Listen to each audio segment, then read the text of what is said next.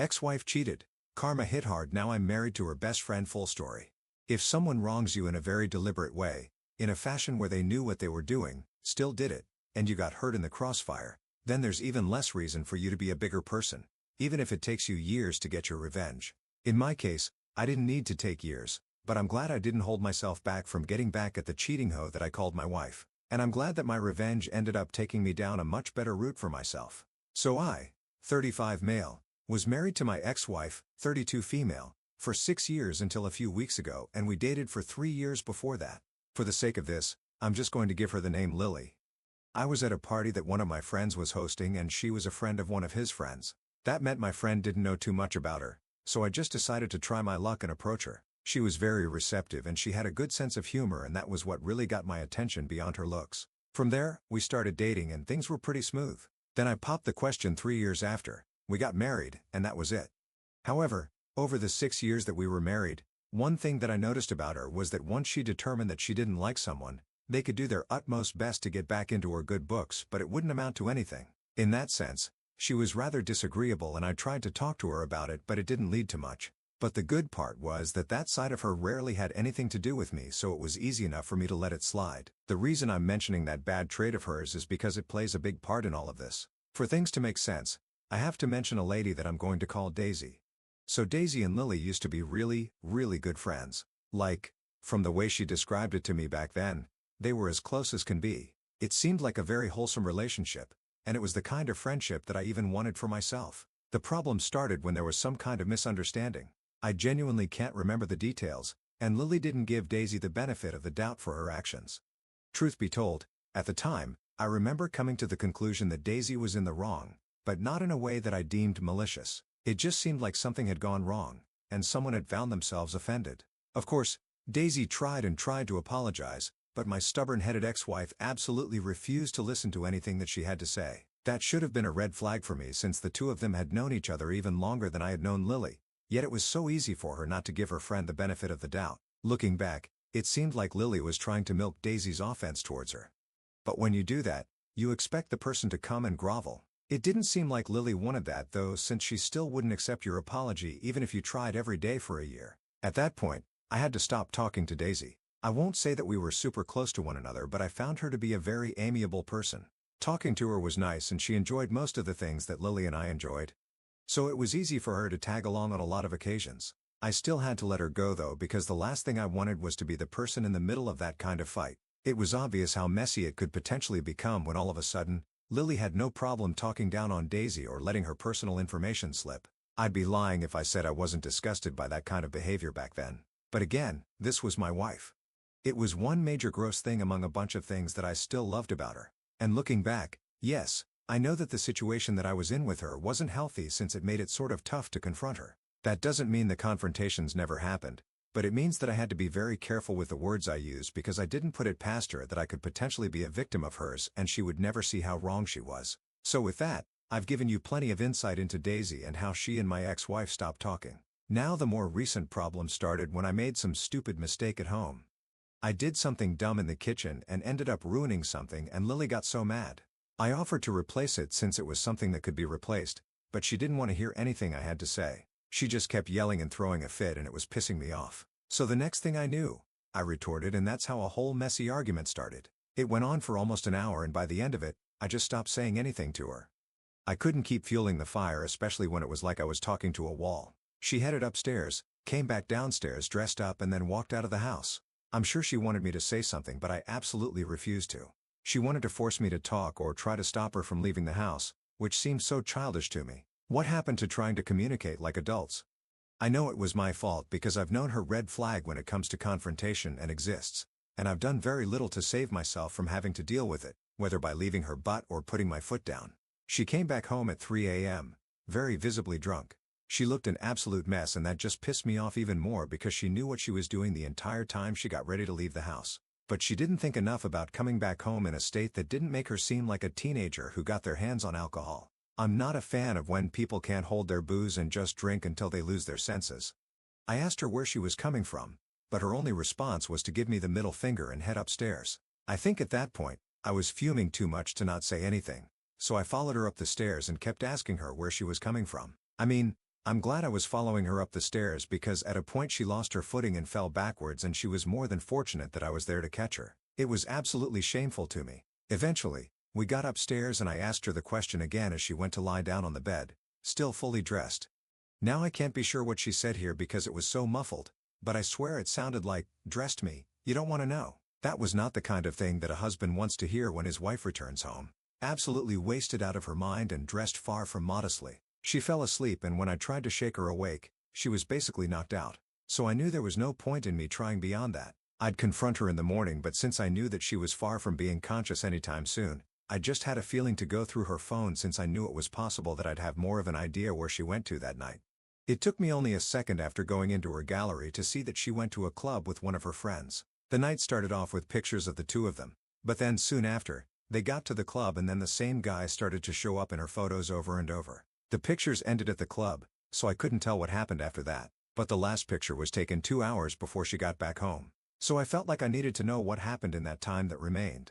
I went to her text messages since I knew the friend she went out with. At some point, which I think was while she was upstairs, she had sent a message to that friend telling her, "Let's go out. I need to get out of this house. He's being in a hole." After that, the friend responded excited and talking about how it had been so long. Then, what kind of vibe do you want? The kind to make him jealous. Needless to say, that part drove me up the wall because, again, it was a sign of how aware she was when she was making these horrible decisions. The whole mess started because I unintentionally messed up one of her small kitchen appliances, and I apologized and tried to make things right, but her response to that was to intentionally try to hurt me as much as she reasonably could in that moment. It was so sad to me. Now there would have been no way for me to know what had happened if not for the fact that Lily's bad friend decided to be so wholesome at the end of the night. Went home with eye candy, I guess. Just be safe tonight. Text me when you get home. I think I was able to put together all the pieces with that part.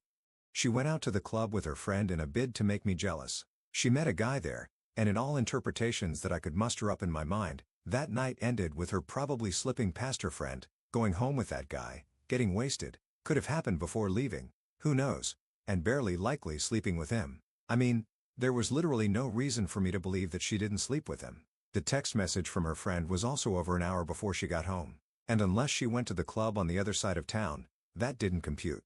She had to have gone somewhere else, and I know it had to have been that guy's house. The thing is, I wanted to beat the stupid guy's face in, but I had no idea who he was, and I was pretty sure she didn't either. That just made it worse for me. It just had to be some random guy that she decided to ruin our marriage with. Then I started thinking of everything that must have happened between them, and yeah, I think I wanted to break something at that point. I started shaking her violently to get her to wake up, but no matter how much I tried, she didn't even stir beyond making one tired groan. I just gave up and headed downstairs to try and sleep. Obviously, that didn't work out for me because I was thinking way too much. I hate it when it seems like your entire life is about to change in a second, and I especially hated it in this case because it was going to change because of a trigger that was so stupid. The thing is, I recognized that even though the trigger was dumb, if somebody was willing to cheat on me so matter-of-factly, then it meant that I shouldn't even have been with that kind of person in the first place. I'm sure you can tell from my reaction that there was no way I was about to hold what I had found out to myself. The moment she showed up downstairs in the morning, I went off on her. I asked her again what she wanted to do the previous night, and she seemed to think about whether to lie or not before saying that she went to the club with her friend. I asked her if that was it, and she said it was. I mentioned how drunk she was the previous night, and she didn't seem to remember much about what had happened the previous night. That part wasn't surprising considering the state she was in. Since she couldn't even verify anything, I decided to rope her in. In your drunkenness, you admitted to me that you cheated on me. She perked up immediately as I said that and then started shaking her head, saying never over and over. I mean, if I hadn't known that she went home with someone, the reaction would have given it away. If I had accused her of that when she truly hadn't cheated on me, the reaction would have been a lot more aggressive than what I was getting. She was going for potential damage control. I told her that there were pictures on her phone of her in bed with the guy. She grabbed her phone instantly and she seemed panicked as she raced to her gallery. When she didn't see anything like what I described, she said, "What are you talking about?" I asked her why she had to check to see if those pictures were there when she knew she hadn't done anything the previous night. She said it could have happened when she was drunk. I asked her why. As a married woman, she went out to the club and got so drunk that someone could have potentially slept with her and she wouldn't have any recollection. She didn't have anything to say to that. At that point, I was tired of playing games, and I told her that I had seen her pictures cozied up with the guy in the club and I had seen her friend's text message that basically proved that she had gone home with him. I mentioned how long it took after that text to when she got home and how she had definitely been somewhere else. She really didn't have anything to say to that. I just let her know that it was good that we both knew the truth, and I told her right there that I wanted a divorce. She couldn't say anything to that, and I really wasn't surprised. It was much better than her trying to beg me. I just walked out at that point and took a long drive. It was during the drive that I parked somewhere and started looking for a good divorce attorney. I eventually found one, went to his office, and paid a retainer. I was not going to leave any space for her to try and get me back. I didn't want any part of it. When I got back home, she started pleading. I guess she had had time to think about things, and she realized how much she didn't want to lose what we had. She was clearly trying to tug on my heartstrings because she started talking about all the plans we made for the future. What about the kids we wanted to have? What about traveling the world and going to Cambodia at the end of the year? What about the dream retirement home we wanted to build? Amidst saying all of this, she was crying her eyes out. I'll admit that I felt a slight twinge of regret at how all those plans were going to dissolve into thin air, but I didn't let myself take the blame for it. The next day, I left the house and found a motel to sleep in. I really couldn't stay in the same house as her any longer, even if I was sleeping on the couch far away from her. Fortunately, it didn't take long to get the divorce papers drafted, and once they were ready, I got them sent to her through a process server while she was at work. Obviously, she was very angry about that, but it only put a smile on my face. As much as I had loved this person a few weeks before all of the drama, it wasn't hard for me to feel such strong resentment for her. I think it was because of that resentment that I decided to do even worse. If there was a single person who she allowed to get on her nerves the most, it was Daisy. The poor woman wasn't even in her life anymore, but any mention of Daisy meant that something nasty would follow. There might have been more to the story than Lily let on because her reaction always seemed out of proportion. There might have been some jealousy at play though, as Daisy had returned to academia after their time in college and she was doing pretty good for herself. I decided to hit up Daisy, and it had been so long since we last talked that my first name wasn't enough for her to recall who I was. The last name added did the trick, and she seemed genuinely glad to hear from me. She's always been super sweet. We had a little small talk, and when she asked about Lily, I was glad to tell her that we were getting divorced. She paused for a bit before sharing her apologies. I told her that I'd love it if we could meet up and catch up. She didn't have a problem with that. So that's how Daisy and I met up at a local cafe and caught up. I enjoyed it a lot more than I actually expected to. I think I was seeing Daisy in an entirely new light, not just because I had sought her out to make my soon-to-be ex-wife jealous, but because the fact that I was heading to divorce let me actually see her as a prospect. We spent about 2 hours talking, and at the end of it, we hugged and it felt so good. I had actually missed her a lot. From that point, we started to keep in touch with one another, and that one meetup ended up becoming us talking on a nearly daily basis. Now, before anything happened with Daisy and I have to return to the whole divorce story. I won't bore you, but I had to give up the house even with the evidence I tried to present. The problem was that my evidence involved a lot of assumptions, and it didn't necessarily help my case the way I wished it would have. There was no proof she was unfaithful as far as the judge was concerned. Giving up the house saved me alimony though, and for that much, I had to be grateful. Lily and I barely spoke at that point unless it somehow involved the after effects of the divorce. Since I was free, I started to hang out with Daisy a whole lot more than I used to, and I loved every single second of it. She was basically the perfect woman, and the sole fact that we could have arguments and not hate each other at the end of it meant a lot to me. I don't know where it came from, but one day I moved to kiss her and she returned it. That's when we started dating. We were relatively quiet about things, so Lily didn't have an idea that we were together. Well, until we went to Cambodia together. Yep, the same Cambodia that was in our plans. I posted the pictures of Daisy and I, and to say that Lily lost her crap would be an understatement. She called me every single name under the sun. She was clearly furious. She started to post very specific messages on Facebook, which were clearly meant to reference us. She also said that Cambodia was something we were meant to do together and that I intentionally went with Daisy despite her. I mean, that was only partly true. I was going to have gone away to get my mind off her, but it was even better for me to do that along with my new girlfriend. Daisy said she had been getting threatening messages from Lily too, but back when they were friends, they had been friends long enough for those things not to faze her. Pretty spontaneously, Daisy suggested that we take a trip to Thailand, and I only said yes because it was truly something I wanted to do. It had nothing to do with spiting a certain someone, though that was obviously a perk.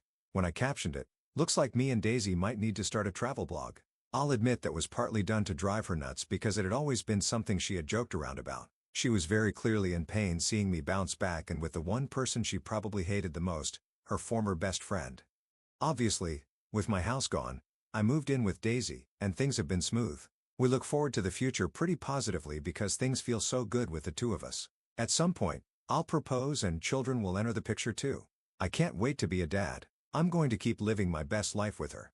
And if the things I do with Daisy rub Lily the wrong way, then that's merely a perk of business. All I know is that I'm as happy as can be, and she's constantly filled with rage seeing me happy with Daisy. That works well for me. The way Lily escalated a minor disagreement into a full-blown night of calculated spite says a lot about her character or lack thereof. I mean, for real. Sounds like this was already on fire, and she just decided to give it oxygen. Whatever. Her loss and your gain. She wanted to make you jealous? Congratulations, Lily. Major and accomplice. After all, what are friends for if not to retaliate? Have you ever reconnected with an old friend like this? Share your stories with us below. And thank you for joining us today on our space. Be sure to like and subscribe and hit that notification bell so you don't miss out on our next video. See you soon.